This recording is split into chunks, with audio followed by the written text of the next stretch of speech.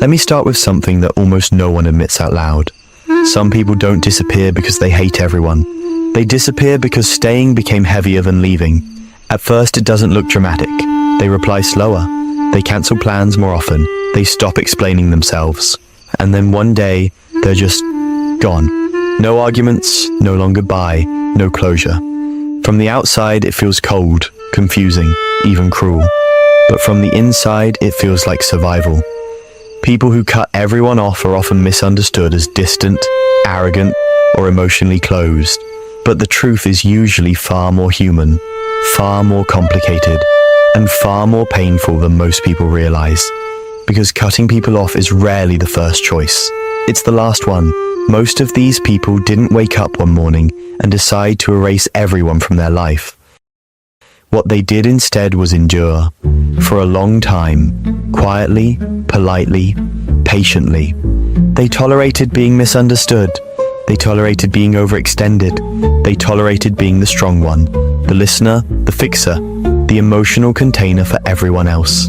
And slowly, something inside them started to wear down. Psychologically speaking, this behavior often comes from emotional exhaustion, combined with a deep fear of being a burden. Many people who cut everyone off learned early in life that their needs were inconvenient, ignored, or minimized. So instead of asking for support, they adapted by becoming low maintenance. They became the person who says, "It's fine," even when it isn't. The person who doesn't complain, the person who carries things alone. Over time, this creates a dangerous pattern, because when you don't express your limits, people assume you don't have any. And that's where the breaking point begins. One of the biggest psychological drivers behind cutting everyone off is something called emotional saturation. It happens when a person has given too much for too long without feeling seen, met, or reciprocated. Imagine pouring water into a cup that already has cracks. No matter how much you pour in, it never fills. Eventually, you stop pouring, not because you don't care, but because you're empty. These individuals often replay moments in their head that seem small to others but felt enormous to them. Being talked over, being forgotten, being reached out to only when someone needs something, being praised for being strong instead of being supported. Strength, when it's never allowed to rest, turns into isolation. Another important thing to understand is that people who cut everyone off usually don't trust partial closeness. For them, relationships feel all or nothing. Either they are deeply invested or they feel unsafe. There is often no middle ground. This comes from past experiences where vulnerability was punished instead of protected. Maybe they opened up once and were dismissed. Maybe they relied on someone who disappeared. Maybe they learned that closeness always comes with pain. So eventually distance feels safer than disappointment. There's also a quiet grief that lives inside people like this. Not just grief for others, but grief for the version of themselves that used to try harder. The version that believed communication would fix things. The version that waited for people to show up. At some point, they stop explaining, not because they have nothing to say, but because they've said it too many times already. And here's something rarely talked about. Cutting people off doesn't always bring peace. Sometimes it brings silence so loud it echoes. Many people expect relief after disconnecting, and sometimes they do feel lighter at first. There's less tension, less emotional labor, less expectation. But then the loneliness creeps in, because the same walls that keep pain out also keep connection out. Psychologically, this creates an internal conflict. On one side, there's safety, on the other, there's longing. They want connection, but only the kind that doesn't cost them their well-being. This is why people who cut everyone off often struggle with guilt. Not because they regret protecting themselves, but because they still care. They still remember birthdays. They still wonder how people are doing. They just don't know how to return without losing themselves again. Another key factor is identity fatigue.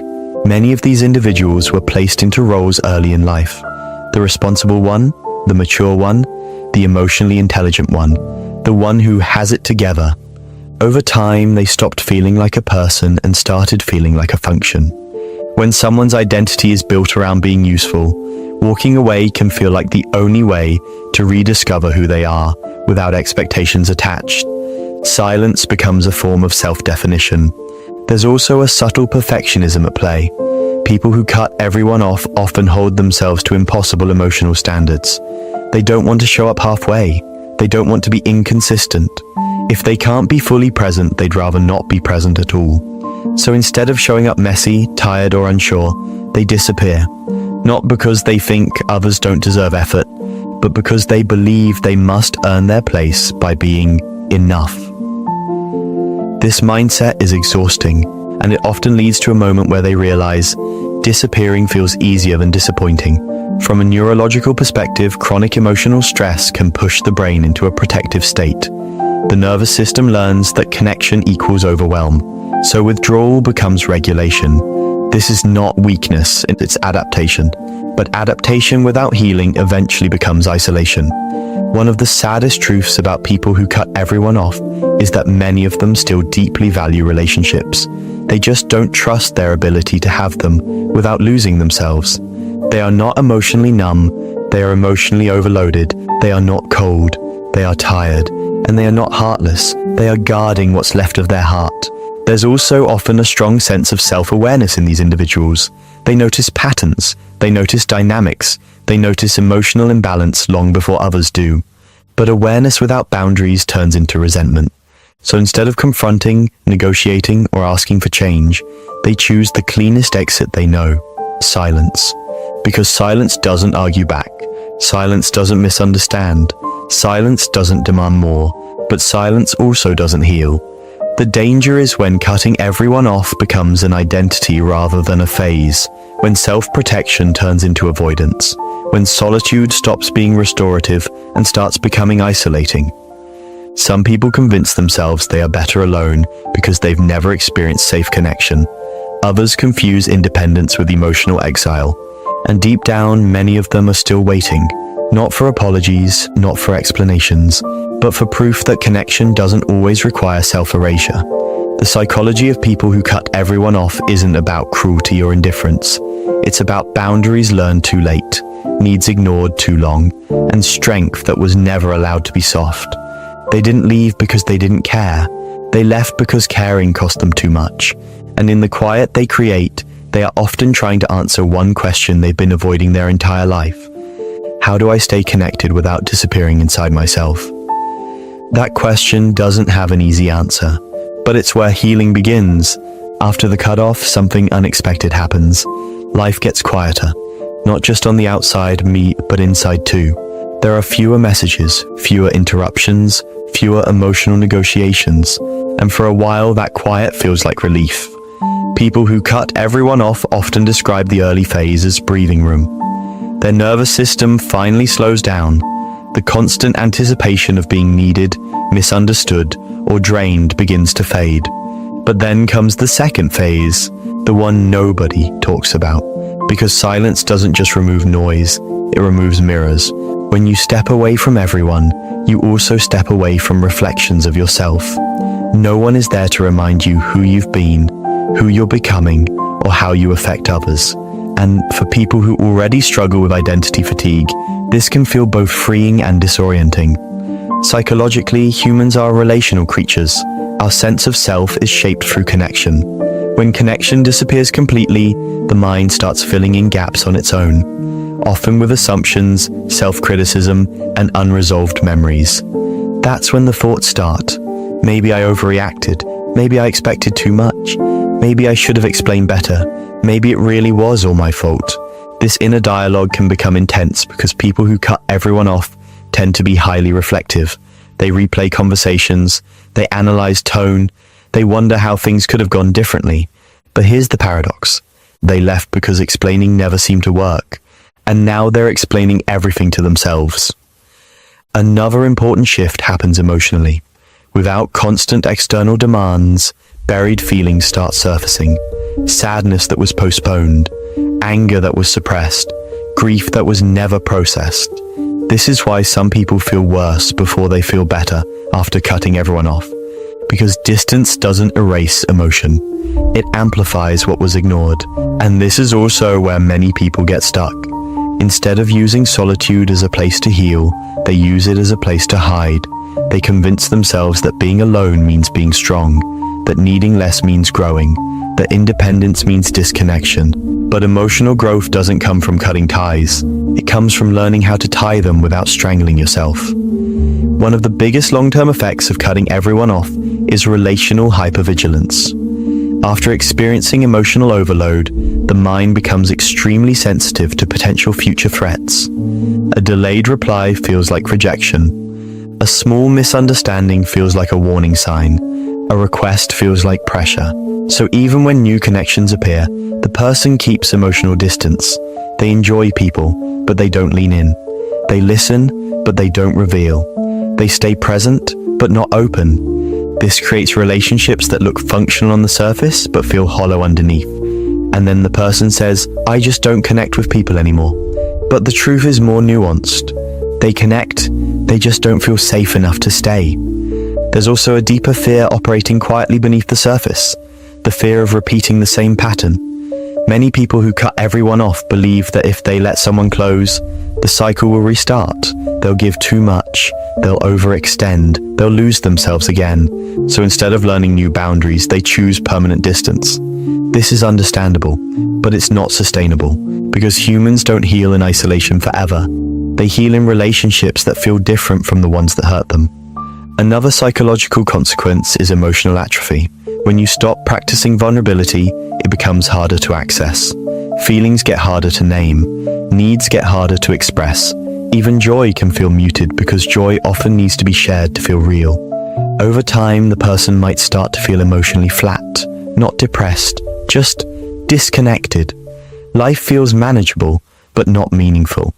And that's when the question quietly emerges. Is this peace, or am I just numb? This question scares a lot of people, because it challenges the identity they built around self-protection. If cutting everyone off wasn't the solution, then what is? The answer isn't going back to how things were. And it isn't letting everyone back in. It's learning discernment. Healthy connection is not about accessibility, it's about selectivity. People who cut everyone off often never learned that they were allowed to choose who gets access to them. They thought relationships were obligations, that loyalty meant endurance, that leaving was failure. So they swung to the opposite extreme. But healing lives in the middle. It lives in learning how to say no without disappearing, how to express needs without apologizing, how to stay without shrinking. This is incredibly uncomfortable work because it requires unlearning survival strategies that once worked. And yes, cutting people off worked for a time. It protected energy. It restored control. It created space, but it was never meant to be permanent. Another layer to this psychology is grief for relationships that never became what they could have been. People who cut everyone off often grieve silently. They don't talk about it because they were the ones who left. But leaving doesn't erase loss. They grieve the friend who never showed up differently, the family member who never changed, the connection that almost worked. This grief is complicated because it mixes sadness with relief, love with disappointment, hope with finality. And unresolved grief has a way of leaking into future relationships. It creates emotional distance. It makes people cautious. It makes them hold back. That's why some people seem present but unavailable, warm but unreachable, kind but guarded. They aren't uninterested. They're protecting something that was never protected before. One of the most important realizations for people in this pattern is this. Cutting everyone off was not a character flaw. It was a response to unmet needs. But staying cut off doesn't meet those needs either. Connection doesn't have to hurt. But it does require skills that many people were never taught. Skills like communicating boundaries early instead of late. Like noticing resentment before it hardens. Like allowing others to disappoint you without internalizing it. And most importantly, like letting yourself be imperfect in relationships. People who cut everyone off often believe they must show up fully or not at all. That belief keeps them isolated because real connection happens in partial presence, in showing up tired, in saying, I don't have much today, in being human instead of reliable. Healing doesn't mean reopening every door. It means learning how to keep some doors open without standing in the doorway bleeding. And for those who have cut everyone off, the path forward often begins quietly, with one safe person, one honest conversation, one moment of choosing connection over withdrawal. Not because you're afraid to be alone, but because you're ready to be seen. The psychology of people who cut everyone off isn't about rejecting others. It's about searching for a way to belong without self-sacrifice. And when that balance is finally learned, something powerful happens. They don't disappear anymore. They don't overgive anymore. They don't vanish to feel safe. They stay, not everywhere, not for everyone, but where it matters. And that's not weakness, that's emotional maturity.